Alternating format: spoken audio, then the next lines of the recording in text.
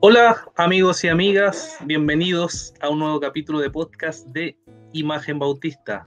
Estamos en el mes de la Reforma, hemos estado revisando algunos libros interesantes como Redescubriendo los Padres de la Iglesia de Hyken, Fundamentos Teológicos de la Reforma y la influencia de la Reforma que hizo nuestro hermano Abner, Trabajo y Protección Social. Y en esta ocasión, en este mes de la Reforma, queremos también ver un nuevo libro, el libro que pronto estaremos comentando con nuestro invitado, es Manfred Svensson. Vamos a saludar primero a nuestro invitado Manfred para que nos cuente cómo está y luego vamos a estar hablando acerca de este libro. Tenemos el privilegio de tener al autor con nosotros para que podamos conversar acerca de él. ¿Cómo estás, Manfred? Con ustedes, muy agradecido por la invitación. Muy bien, gracias a ti por aceptar la invitación. Estamos entonces hoy en este mes de la Reforma, el último libro que estamos viendo en este mes, en este podcast de Imagen Bautista, y hoy estaremos revisando entonces, como ven ustedes ahí, Reforma Protestante y Tradición Intelectual Cristiana. Bueno, Manfred es, según tengo entendido aquí en la biografía, nació en Suecia, casado de 3 hijos, es licenciado en Humanidades, mención Filosofía de la Universidad Adolfo Ibáñez, es doctor en Filosofía, profesor del Instituto de Filosofía de la Universidad de los Andes y escritor de varios libros que son conocidos, por lo menos para mí, quizás para algunos hermanos que nos escuchan también, de pensamientos como Resistencia y Gracia Cara del pensamiento de Dietrich Bonhoeffer, Más allá de la sensatez, el pensamiento de C.S. Lewis, Carta entre un idólatra y un hereje, muy, muy interesante libro, que esperamos algún día comentar. Y también es parte de un podcast, tengo entendido, de filosofía llamado El Barril de Diógenes, que yo he escuchado en más de alguna ocasión. Así que, Manfred, bienvenido. Y queremos comenzar preguntándote acerca de este libro. Bueno, ¿por qué escribiste un libro así? ¿Cuál sería la tesis central de este libro? Y cómo está dividido este libro. Perfecto. Bueno, eso son varias preguntas muy generales, así que Sí. en algún momento cuando ya esté aburriendo a la gente tú me paras, pero explico un poco el trasfondo. Como nació esto, es un libro al que le dediqué muchos años. He estado alrededor de 10 años, no de modo continuo trabajando en él, pero la idea y los primeros esbozos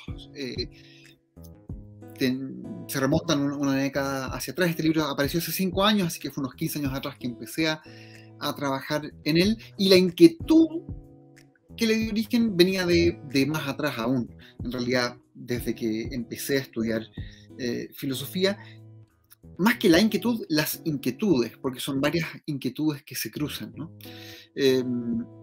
Yo entré a estudiar programa general de humanidades, pero con énfasis primordial en filosofía. Que descubre alguien que entra a realizar ese tipo de estudios? Bueno, descubre pronto que hay una tradición intelectual católica muy rica, variada, continua, etc.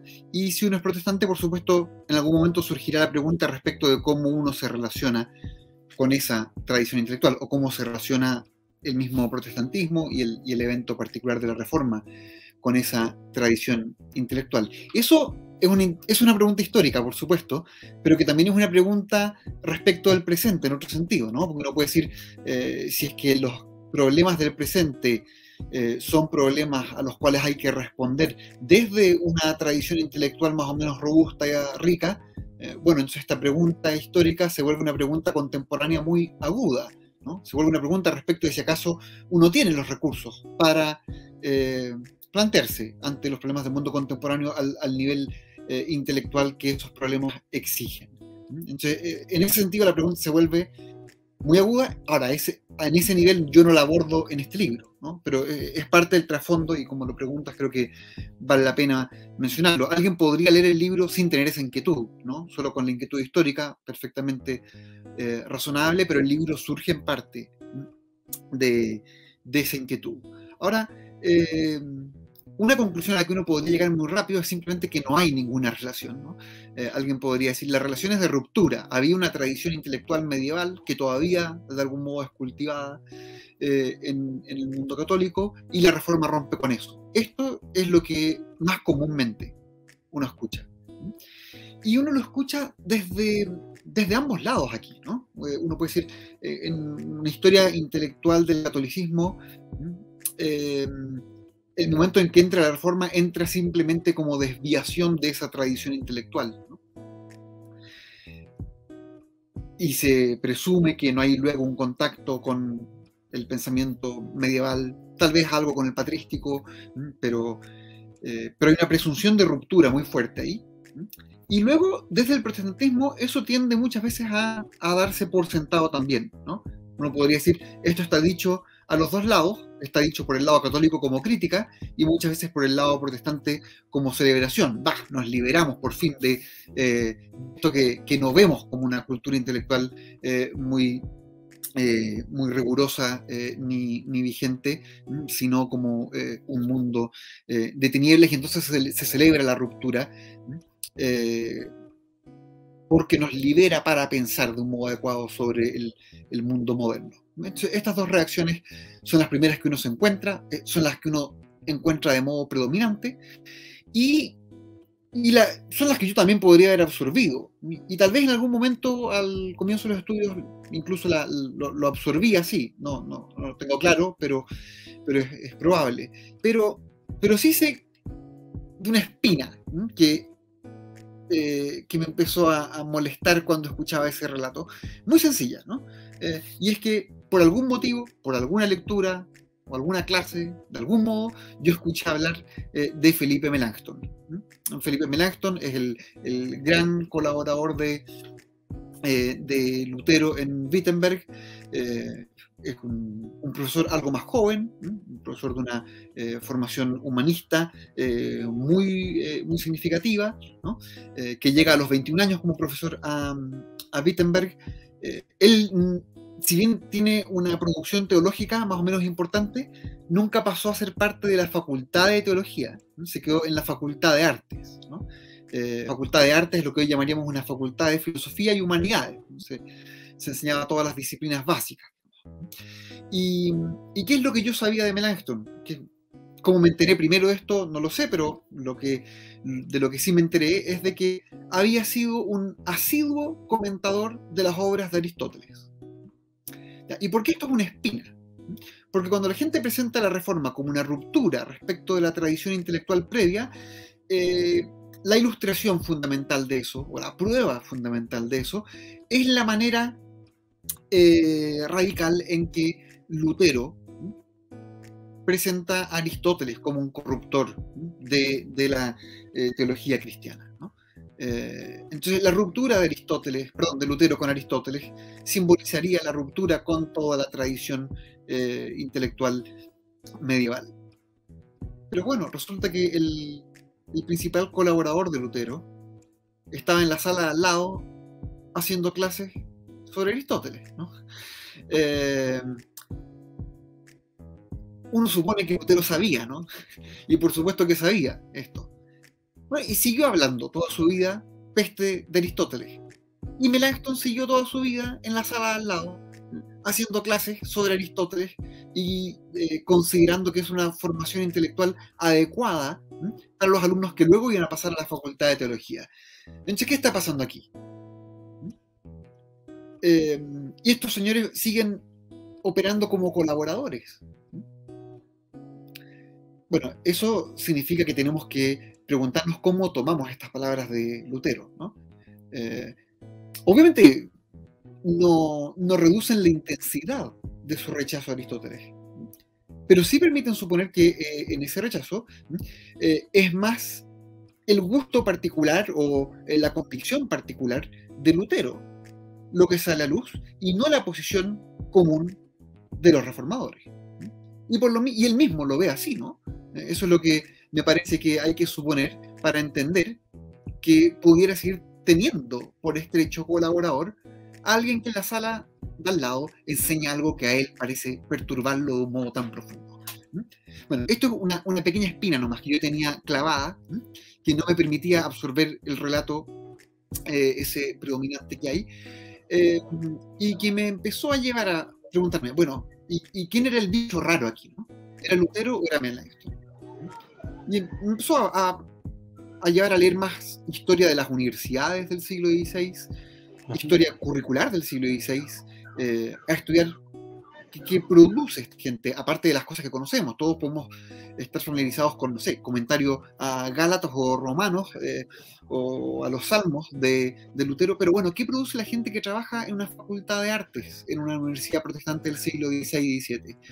Y bueno, cuando uno empieza a pasar revista a eso, con lo que se encuentra es con que, si se quiere ponerlo así, el bicho raro en esa relación era Lutero y no Melanchthon, ¿no? O dicho de un modo más formal ahora, es lo que hace Melanchthon, lo representativo de la temprana cultura intelectual protestante. Estuvieran familiarizados con el pensamiento humanista contemporáneo o con el pensamiento medieval, porque depende mucho de qué universidad alguien visitó, los énfasis que traiga, pero muy al margen de cuál es este trasfondo específico, aquí todo el mundo está, en sentidos muy significativos, continuando el trabajo con los textos fundamentales de la tradición intelectual occidental que la Edad Media en sus universidades también había cultivado. Y bueno, una vez que me fui formando esta convicción de un modo más claro, por supuesto me topé con que tienen esa convicción, pero me topé mucho con estudios específicos, ¿no? Y poco con intentos por volver a contar esta historia de la, o más bien nada, de intentos por volver a contar esta historia, ¿no?, de la Reforma desde este prisma, ¿no? Desde el prisma específico de su relación con la tradición intelectual previa, y no solo con la patrística, sino también con la medieval, y de un modo que no solo vea las rupturas, sino también las continuidades. Así que eso, en fin, fue lo que lancé a hacer. Por supuesto, eso es lo que tomó muchos años,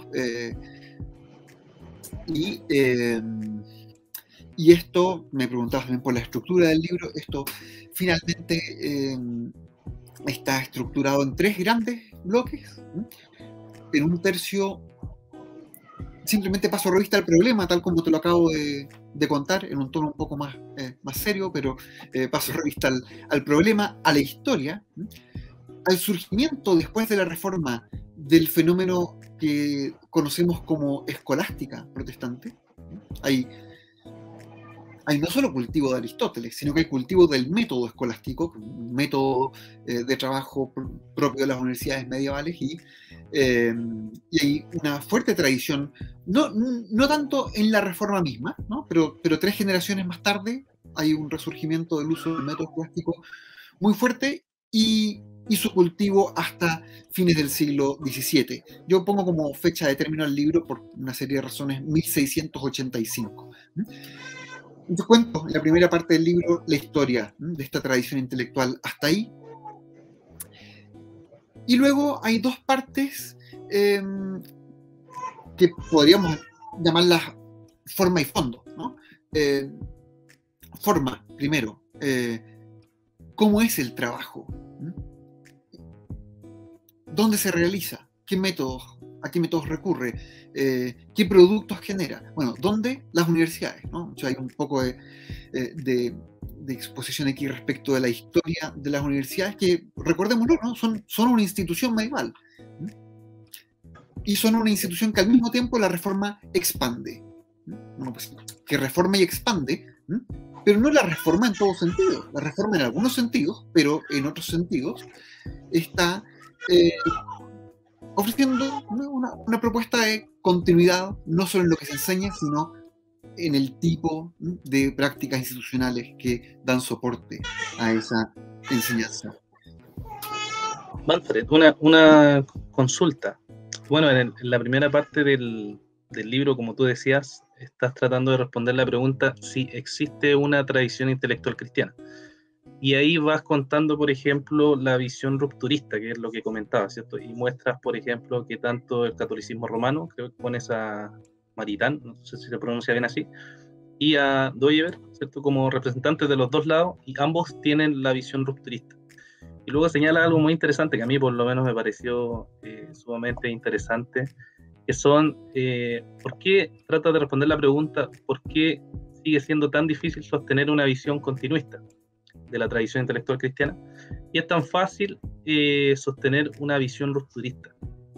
Y da un sinnúmero de razones que a mí me parecieron bien interesantes para pensar el por qué, ¿cierto? Es fácil sostener esa visión rupturista y dejar de lado la visión continuista. No sé si podrías señalar para los que quieren entrar en este libro y sepan, por ejemplo, uno está la visión de la historia, que me parece muy interesante porque siempre se cuenta de esa manera la historia de la Reforma Protestante en caída, ¿cierto? Y una especie de redención, caída, redención, o algo así, ¿cierto? Que va pasando con el tiempo. No sé si pudieras señalarnos un poco más sobre ese aspecto. Perfecto. Yo, en fin, esto lo publiqué hace ya un par de años y no tengo todo fresco, pero probablemente aquello a lo que aludes es lo siguiente, ¿no? Que nosotros tendemos a contar la historia. Esto se ve ya en el discurso fúnebre que Melanchthon mismo hace de Lutero, ¿no? Y los discursos fúnebres de esa época son unas fuentes de información biográfica enormes, son funerales muy largos, ¿no? Entonces, un discurso fúnebre puede ser de 30 páginas. Melanchthon, en el discurso fúnebre de Lutero, sintetiza la historia de la Iglesia, ¿no? Al luego poner a Lutero ahí, ¿no? ¿Y cómo lo cuenta? Lo cuenta como una historia de sucesivas caídas y reformas, ¿no? O sea, uno puede decir que hay una caída de la Iglesia en el siglo III por la irrupción de tales o cuales doctrinas, su reforma por la aparición de San Agustín, su nueva caída por tales y cuales fenómenos en siglos posteriores, su reforma luego de la mano de Lutero. Cada una de estas reformas es entendida ahí como una vuelta a las fuentes, etc., ¿no? Ya. Ahí hay un patrón para mirar la historia general o la historia de la Iglesia en particular, que ha tenido una influencia enorme en círculos protestantes, que es justamente entender la historia de la Iglesia no solo hasta la Reforma, sino también tras la Reforma, de ese modo, ¿no? Entonces quienes adhieren a esa visión no solo van a pensar sobre todo en ruptura cuando piensan en la relación entre medioevo y Reforma, sino que cuando piensen luego en la escolástica protestante, la van a ver justamente como una recaída, ¿no? O van a pensar luego y la Ilustración como una nueva caída, y luego movimiento pietista como su respectiva reforma. Y hay una tendencia a, entonces, por lo mismo, aunque haya una vuelta atrás siempre a las fuentes, y en ese sentido algún tipo de continuidad, va a haber un énfasis fuerte en las rupturas históricas más que en las continuidades. Y uno puede decir que la tendencia católica es muy distinta, ¿no? Es a enfatizar el desarrollo continuo, ¿no? Esto es una historia de expansión, ¿no? De una semilla inicial, no solo expansión geográfica, sino expansión doctrinal. Y por lo mismo el cambio doctrinal, si es que puede ser interpretado como expansión o desarrollo de una idea que antes ya estaba ahí en germen, es interpretado con mayor facilidad como algo legítimo, ¿no? Mientras que el cambio doctrinal para los protestantes en general nos produce de inmediato sospecha de que es desviación y no cambio legítimo. Aquí no me interesa el detalle de esa disputa, ¿no? Sino el hecho de que eso refleja también dos visiones de la historia que tienden a ser divergentes. Ahora, yo, por supuesto que sobre la historia en general de la humanidad y de la Iglesia en particular, creo que ningún esquema así, de modo, en particular en sus formas más simplistas, es adecuado, ¿no? ¿Por qué? Bueno, no puedo decir porque una época puede estar muy mal en un ámbito de la vida y estar muy bien en otro. Entonces, incluso si pensamos que la historia es una historia de bajas y vueltas, no es una línea la que tenemos que perseguir, sino que son varias líneas, y a veces una de esas líneas está muy arriba, otra está muy abajo. Entonces yo diría, bueno, lo primero que tenemos que hacer es liberarnos de estas aproximaciones esquemáticas a la historia. Dicen, mire, tal vez hay momentos en que la vida devocional de la Iglesia está ahí nomás y su vida intelectual está algo mejor, y otros momentos en que es al revés. Obviamente estas cosas se afectan recíprocamente las distintas dimensiones de la vida, Pero eso no significa que están todas simultáneamente en el pic o en el fondo o en el medio, sino que hay momentos de la historia en que puede estar en mejores condiciones una dimensión de la existencia o una dimensión de la vida cristiana que otras. Y creo que liberarse de esas imágenes, bueno, eso ya nos despeja para pensar algo más las continuidades que hay aquí, ¿no? Y otro factor más o menos importante cuando pensamos esto es la medida en que tendemos a fijar la mirada al entender este tipo de procesos históricos de proporciones como la Reforma, también tendemos a poner la mirada en figuras individuales, digamos, de proporciones heroicas, ¿sí? O en redes de colaboradores, ¿sí? Que están trabajando juntos, escuchándose, criticándose, etc., ¿no? Y en la historia de la Reforma, ¿sí? Hay una tendencia, o ha habido una tendencia muy fuerte a lo primero, ¿sí? Y esa tendencia produce concentración no en dos o tres figuras, sino en una figura, ¿no? De nuevo, en críticos de la Reforma esto se repite, ¿no? La crítica del protestantismo históricamente se ha interesado muy poco, incluso por figuras como Calvino, y ha estado muy centrada también en la indagación biográfica en Lutero, ¿no? Y la celebración de la Reforma ha estado también muy centrada, muy enfáticamente, en Lutero. Bueno, uno puede decir porque la personalidad es una personalidad descollante, también tiene un atractivo o causa un horror, como se quiera ver, pero una personalidad que no deja indiferente, por supuesto. Bueno, pero para entender el conjunto del proceso,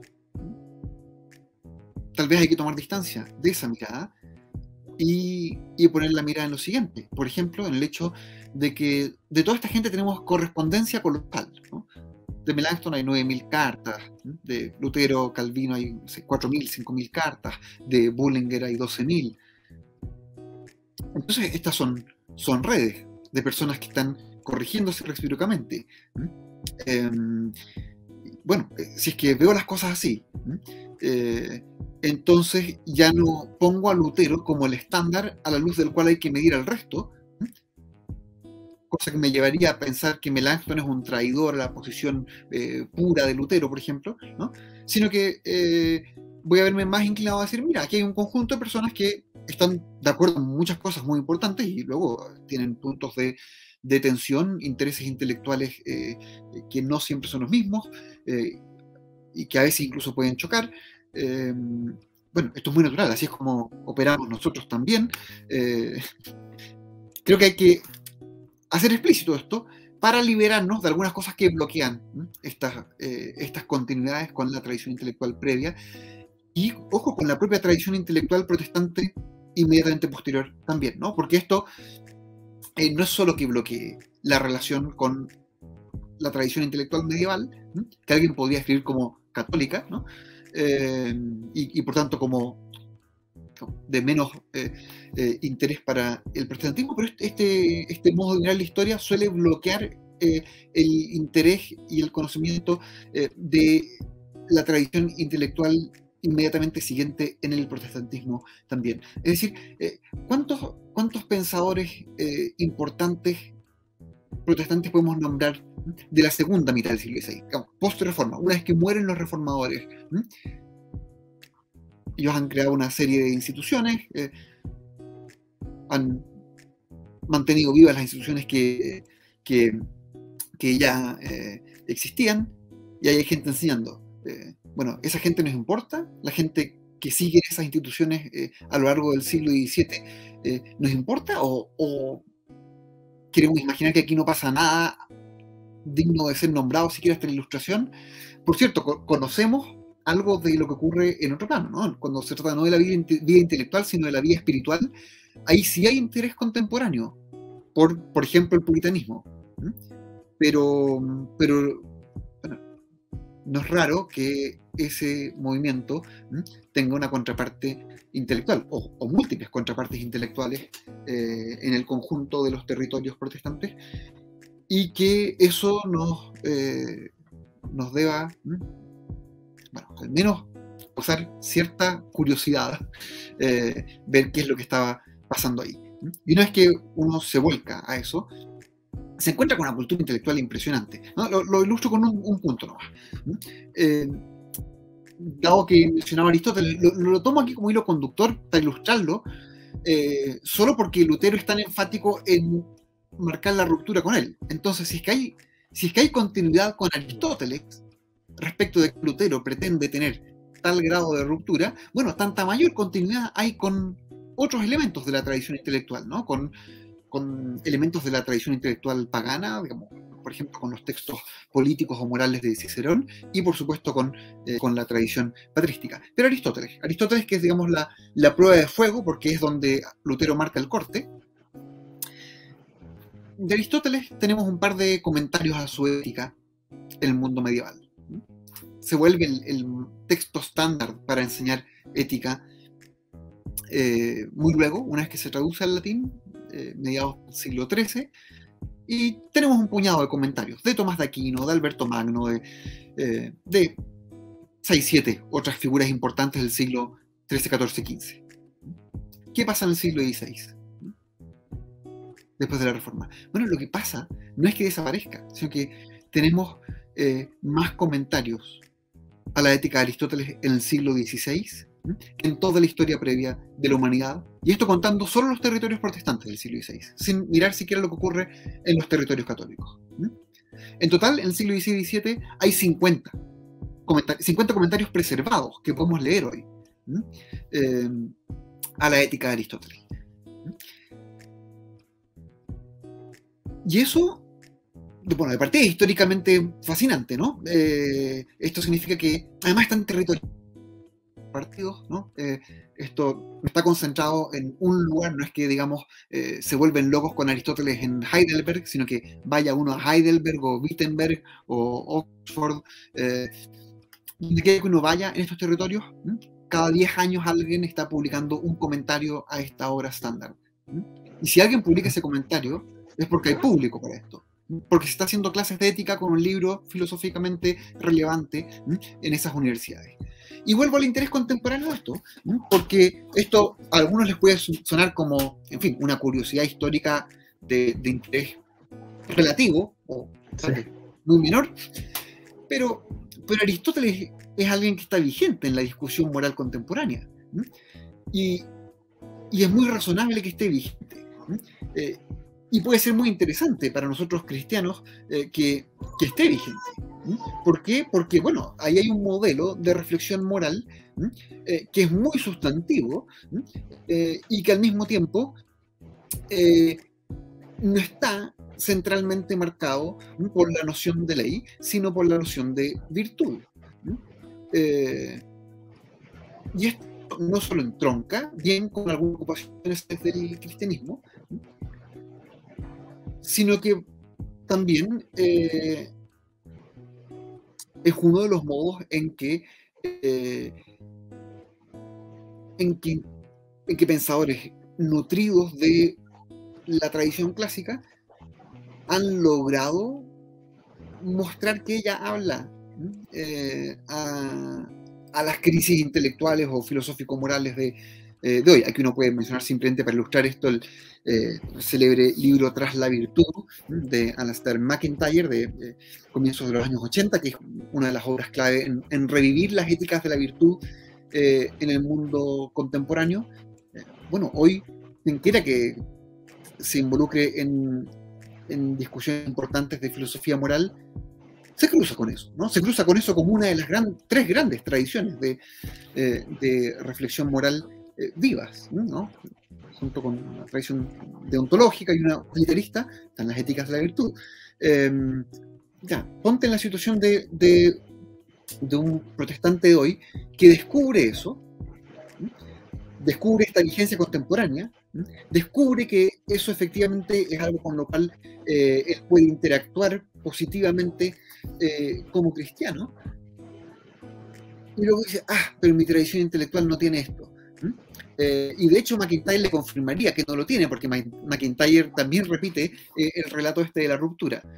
Bueno, sí. A esa persona obviamente le servirá decirle que existen esos 50 comentarios que fin, hoy está todo digitalizado, tendrá que aprender latín para leer muchos de ellos, no para todos, ¿no? Hay uno o dos que ya están accesibles en inglés.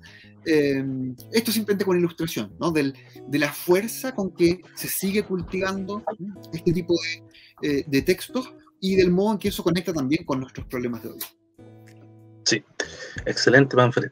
Mira, una de las cosas que se ve también, bueno, en la primera parte de tu libro defiende esto de la tradición intelectual cristiana que estabas conversando, y en el capítulo 2, según entiendo, ya empieza a mostrar la continuidad. Y una de las cosas que vi que muestra la continuidad es, por ejemplo, en la universidad, en el gimnasio, en la escuela.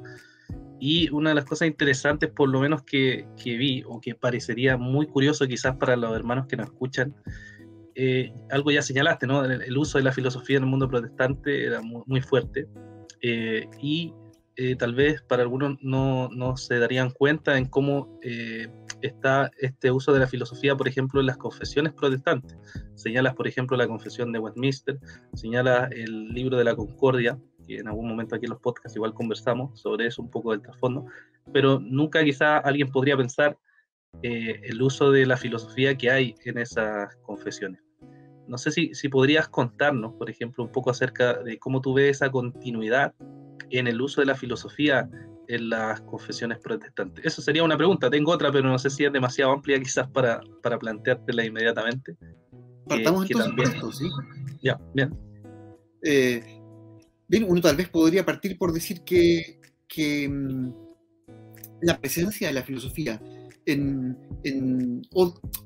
de la filosofía, o uno podría decir más precisamente de términos filosóficos, ¿no? Porque no es que haya grandes teorías filosóficas en credos y confesiones, pero la aparición del lenguaje filosófico, ¿no? En ese tipo de texto, eso es algo que uno ya encuentra en la Iglesia antigua, ¿no? Quien recita el credo niceno, ¿no?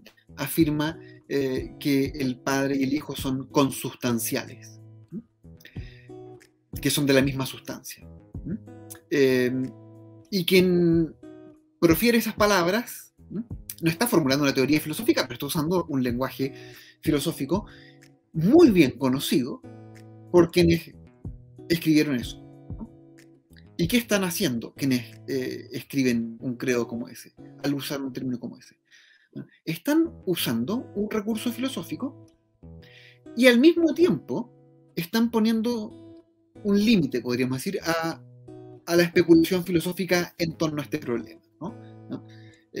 No están diciendo aquí filosofemos como queramos respecto a esto, ¿no? Sino que están diciendo, mire, si vamos a hablar así, no digamos de una sustancia parecida, sino de la misma sustancia.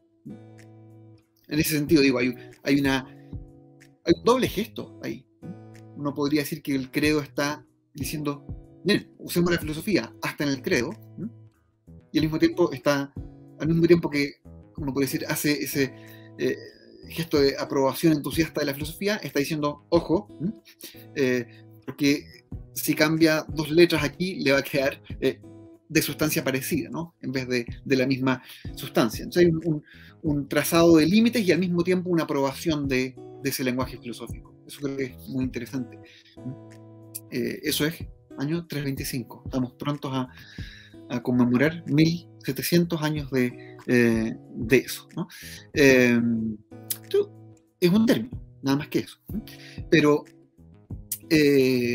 en las confesiones del siglo XVI uno vuelve a encontrarse con algo de este tipo. Aquí tal vez vale la pena llamar la atención primero sobre el hecho de que esto es la gran era de producción de credos, confesiones, catecismos. Esto vale también para el lado católico, pero vale masivamente para el lado protestante. En Wittenberg, en los primeros años de la Reforma, se produce más de una veintena de catecismos. Hay una producción de material catequético, confesional, de poner orden en medio de la ebullición al mismo tiempo y uno puede decir, y caos doctrinal que también hay un intento por dar expresión ordenada a estas ideas, y eso explica que muchas de estas controversias entre confesiones, pero también internas. En las confesiones se zanjen así. Y bueno, en ese tipo de ejercicio no es raro, por lo mismo, acudir al lenguaje filosófico. Hay una expresión que usa Tomás de Aquino al comienzo de su Suma contra Gentiles. Está en el primer párrafo, si no recuerdo mal. Dice, lo propio del sabio es ordenar. Esto puede ser incluso la primera línea de la obra. Y eso en parte es lo que lo está ayudando a hacer, el recurso a no solo a un lenguaje, sino a una forma de pensar filosófica. Eso puede estar menos presente en los textos del siglo XVI, por supuesto, está menos presente que en una obra como la Suma contra Gentiles, pero está presente. Está presente en estos textos. Yo no podría decir que se va volviendo más presente con el paso de los años. Si uno va, incluyo ahora otro tipo de obra, no un credo, sino una obra dogmática, una obra como los Loci Comunes, que es la primera obra sistemática, de teología sistemática del protestantismo, de Melanchthon. La primera edición de esa obra es de 1521. Ahí no hay virtualmente nada de lenguaje filosófico. El mismo Melanchthon hace sucesivas ediciones nuevas de esta obra. Esta obra va creciendo con el paso de los años. Y en la medida en que crece, una de las cosas que va entrando ahí de modo fuerte es justamente el recurso a ideas filosóficas. Ideas filosóficas como, por ejemplo, la noción de ley natural. Entonces, si eso ocurre en textos como estos Loci Comunes, bueno, no es raro que también ocurra en los textos propiamente confesionales, ¿no? Como la Confesión de Augsburgo, como el Libro de Concordia en general son textos luteranos, o como la Confesión de Westminster en el caso reformado. Uno puede notar de partida que hay en algunos de estos textos, en particular en los textos luteranos, referencias a autores de la tradición intelectual medieval. Esto es un hecho fácil de constatar simplemente hurgando en estos textos. En alguno de ellos Melanchthon dice, en filosofía moral y política los problemas ya están medianamente resueltos en la obra de Aristóteles. No necesitamos añadir aquí nada, ¿no? Una afirmación muy sorprendente. Hoy muchas veces en ambientes intelectuales cristianos hay un énfasis muy marcado en la importancia de estar entregando, mediante la propia reflexión, una perspectiva distintivamente cristiana de los problemas. Evidentemente ahí a Melanchthon eso no le preocupaba. Le preocupaba hacerlo cuando había tópicos distintivamente cristianos a tratar. Pero de la justicia civil, bueno, si es que Aristóteles ha hablado bien de eso, tratémoslo a la luz de su obra. Con esto no estoy diciendo que debamos necesariamente optar por ese modelo de Melanchthon en lugar de este énfasis típico de hoy. Bueno, pero al menos hagámonos la pregunta. Porque parece que en el mundo de la Reforma se podía operar así. Y tal vez hay algún camino entre medio que nos convenga explorar, ¿no? Pero al menos es una pregunta legítima. Y es bueno saber dónde se tiene al mundo del siglo XVI en relación con ese tipo de asuntos.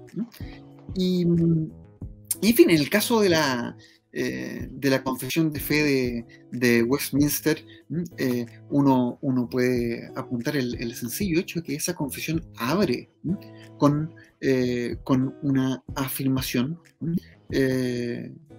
muy sencilla respecto del conocimiento de Dios que poseemos por la luz natural de la razón. Esto no es un conocimiento suficiente para salvación, pero sí un conocimiento suficiente para dejarnos sin excusa.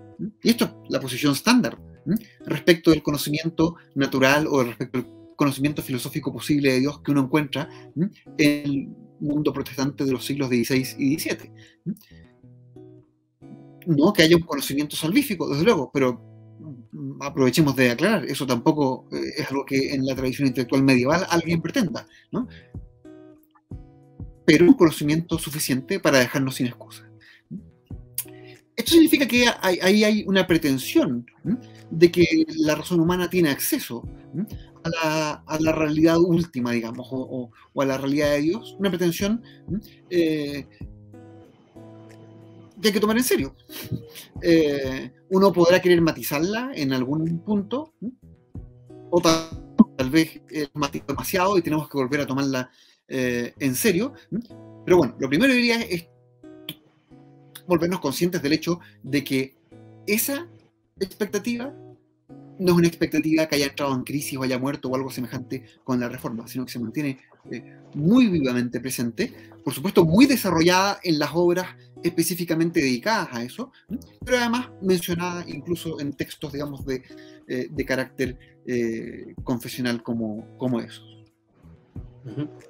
Bien, gracias, Manfred.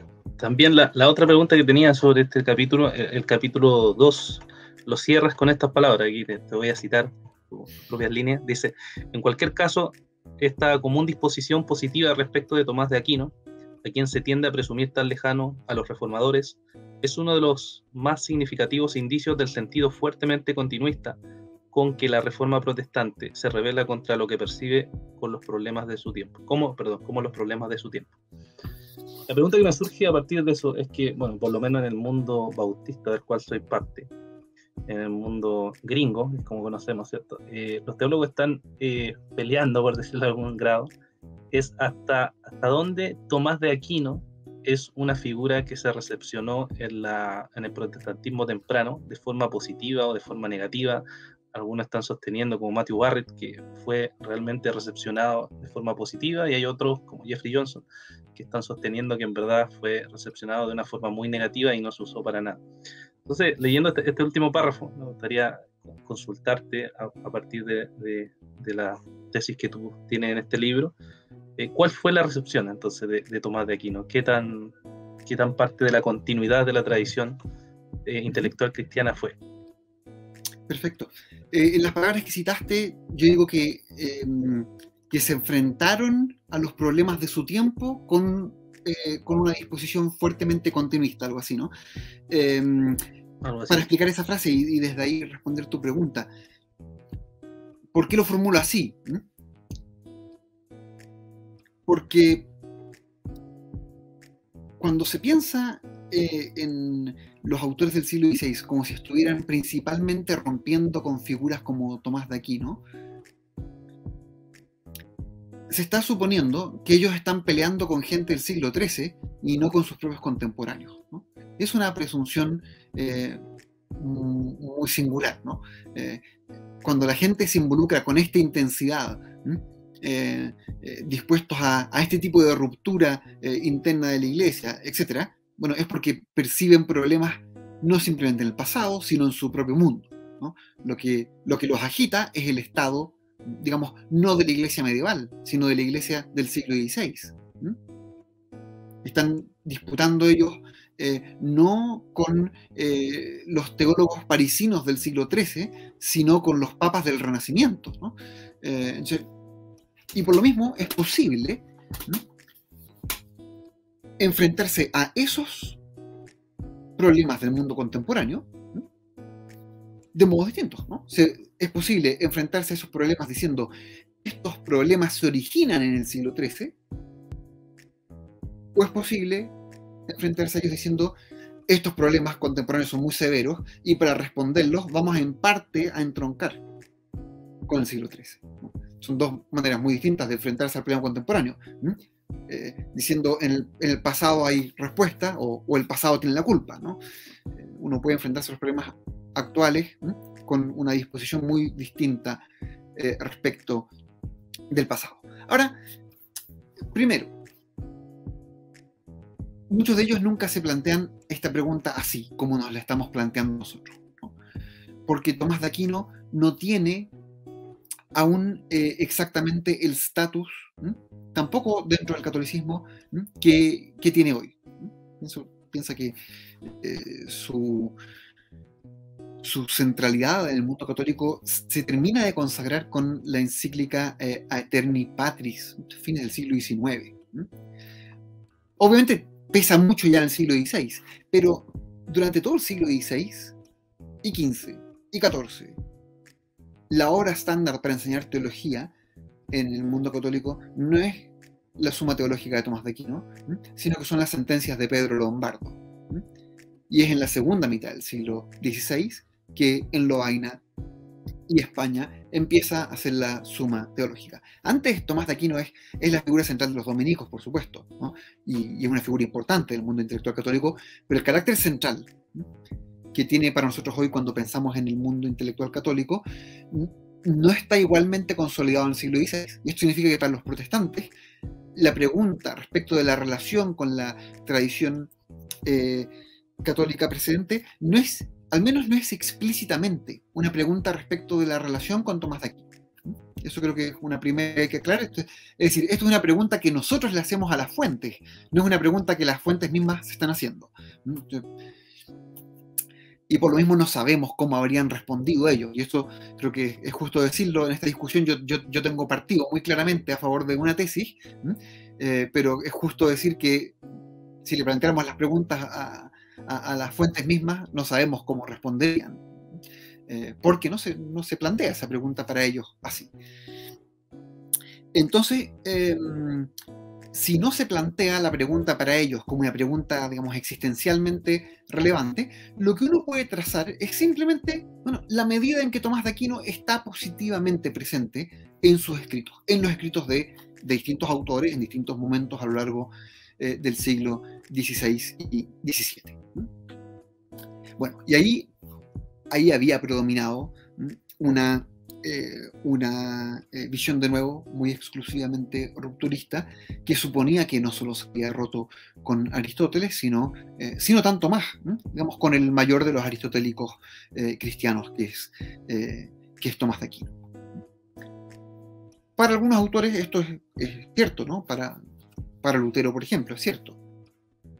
De hecho, para Melanchthon también es cierto, porque, y aquí hay que hacer otra precisión, ser aristotélico no es sinónimo de que alguien vaya a ser tomista.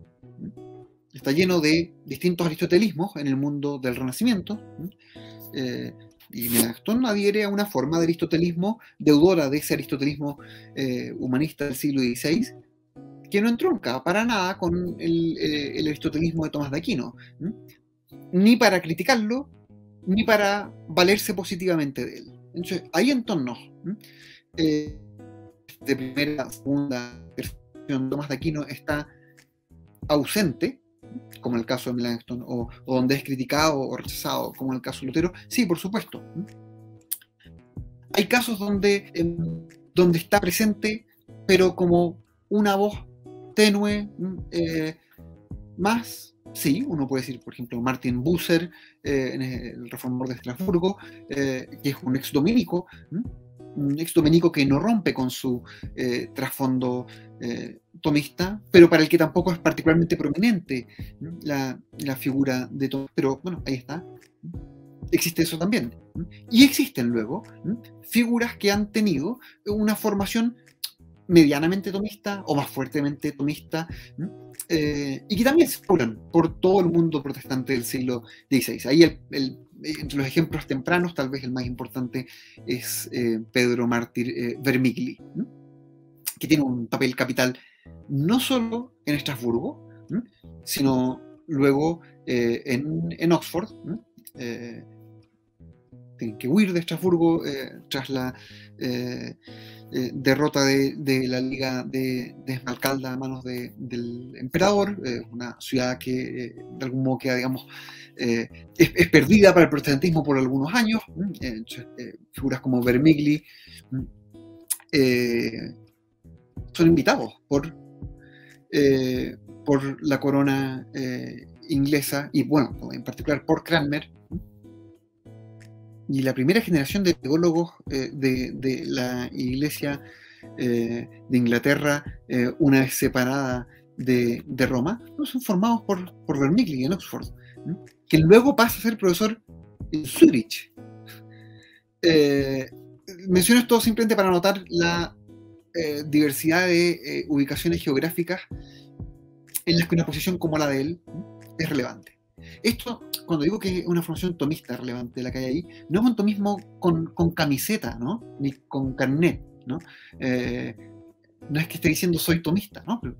Pero alguien que conoce a Tomás ve la convergencia de sus tesis, incluso donde no lo nombra. Y esto, si consideramos a Vermigli un reformador de segunda generación, en la tercera generación ya es harto más fuerte. Uno empieza a encontrar autores en universidades protestantes muy de primera línea. Francisco Junius, un ejemplo importante, que alcanza a ser alumno de Calvino en la Academia de Ginebra, luego termina como profesor en Heidelberg y en Leiden, cuando es fundada la Universidad de Leiden, cuando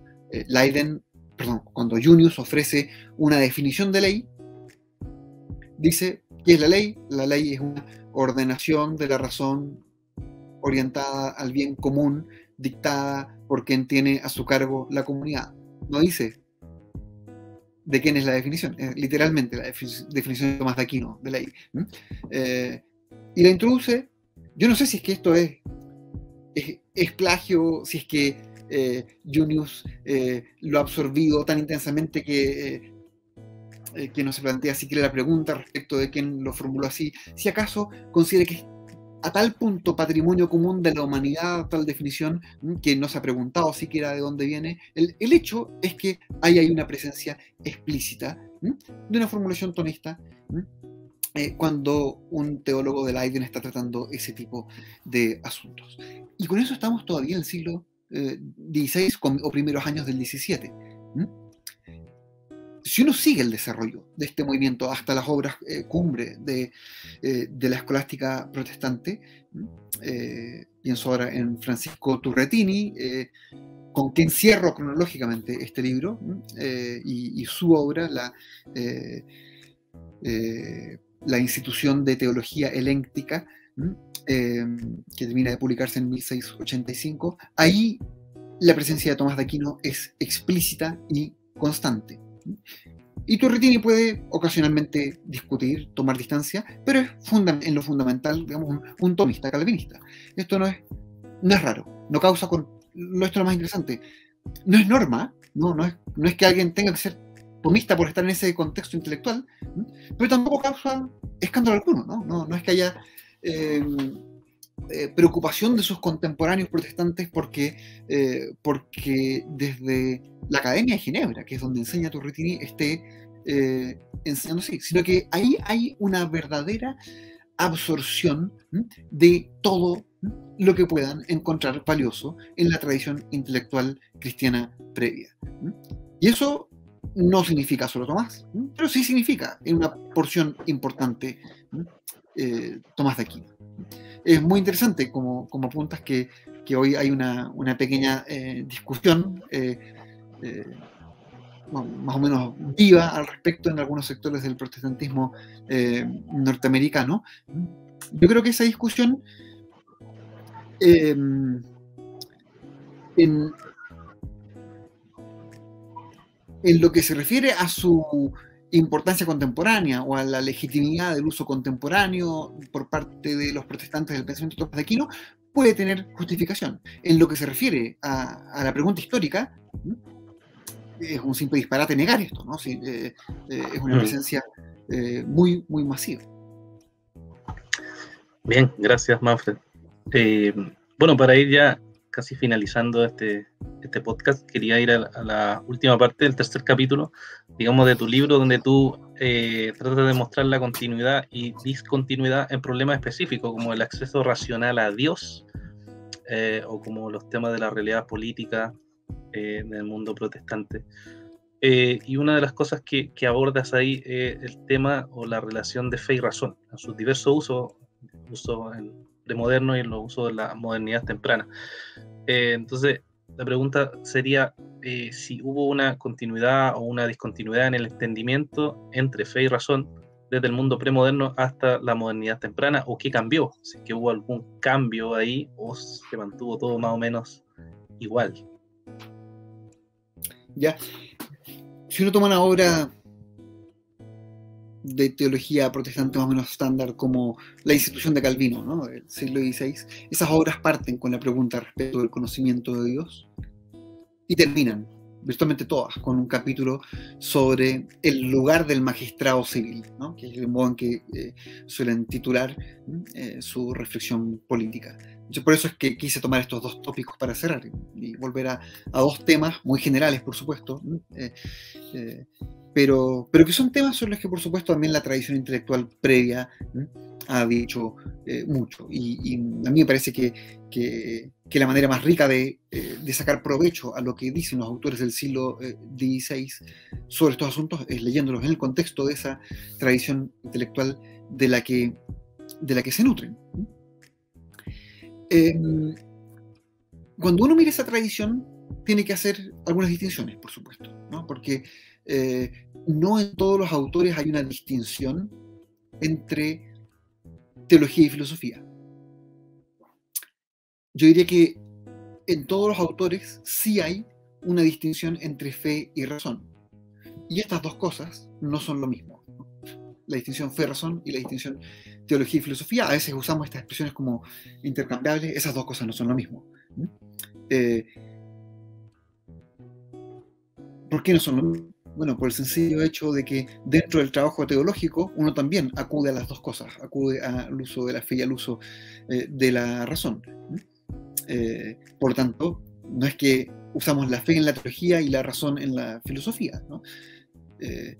Si esto es así, entonces es posible que alguien distinga entre fe y razón y sin embargo no distinga entre teología y filosofía.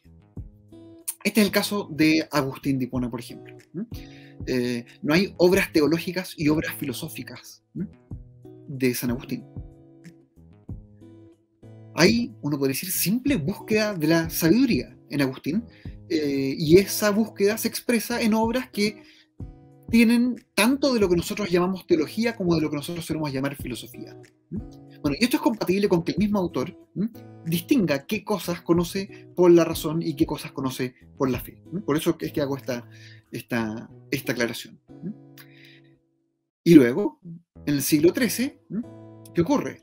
Que el reencuentro con fuentes filosóficas griegas es de una proporción tan enorme, por el descubrimiento y traducción al latín de Aristóteles, principalmente, bueno, que la pregunta está respecto de no solo la relación entre fe y razón, sino entre filosofía y teología, se formula más agudamente. Y por tanto uno empieza a tener autores donde existe no solo la distinción entre fe y razón, sino entre filosofía y teología también. ¿Qué ocurre con esto cuando uno se aproxima al siglo XVI y al contexto de los reformadores? Yo diría que ocurre lo siguiente. Uno puede decir que uno tiene una versión comprimida de esos dos pasos que uno veía en Agustín y Tomás de Aquino, en el sentido de que en un primer momento uno tiene una generación o dos generaciones de autores que tienen mayor conciencia de la distinción entre fe y razón que de la distinción entre filosofía y teología. Esto no significa que no la tuvieran, ¿no? Pero son hombres cuya preocupación primordial es tan enfáticamente teológica, que es dentro de ese contexto teológico que hacen estas distinciones cuando son importantes para el trabajo que están haciendo.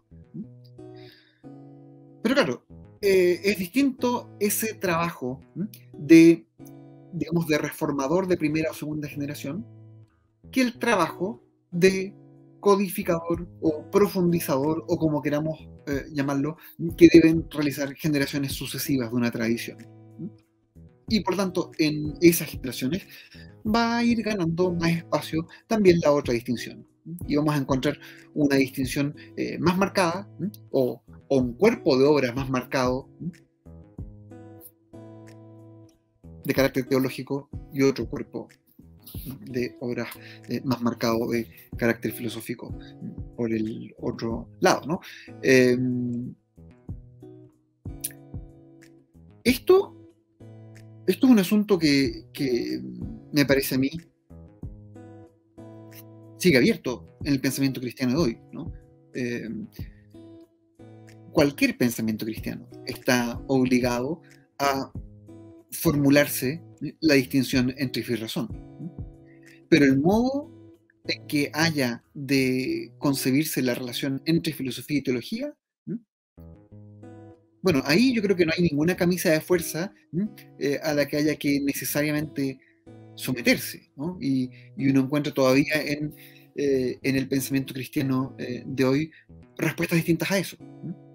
Modelos que intentan acentuar la diferencia y decir, miren, aquí hay trabajo filosófico por hacer, y ahí no entra nada que no podamos describir como estrictamente filosófico, y hay también modelos en los que se reconocen las fronteras entre estas disciplinas como más porosas, si se quiere formular así. Esa diferencia o esa diversidad de posiciones respecto de cómo concebir la relación entre filosofía y teología, como decía, es compatible con tener una distinción clara entre fe y razón, y me parece saludable reconocer que eso ha sido así a lo largo de la historia del pensamiento cristiano. Ahí hay tensiones entre distintas tradiciones intelectuales cristianas, pero esa tensión no es una tensión entre confesiones, es una tensión que puede darse dentro de cada una de las confesiones también. Bien, gracias Manfred ahí por la respuesta. Queremos agradecerte por este tiempo junto a nosotros en este podcast de Imagen Bautista. Estuvimos revisando el libro Reforma Protestante y Tradición Intelectual Cristiana, editorial CLIE. Ahí está el librito, se los recomendamos para reflexionar juntos, un libro muy interesante de esta reflexión del profesor Manfred Defenso. Bueno, Manfred, gracias por acompañarnos. Muchas gracias a ustedes por la invitación, un gusto conversar contigo.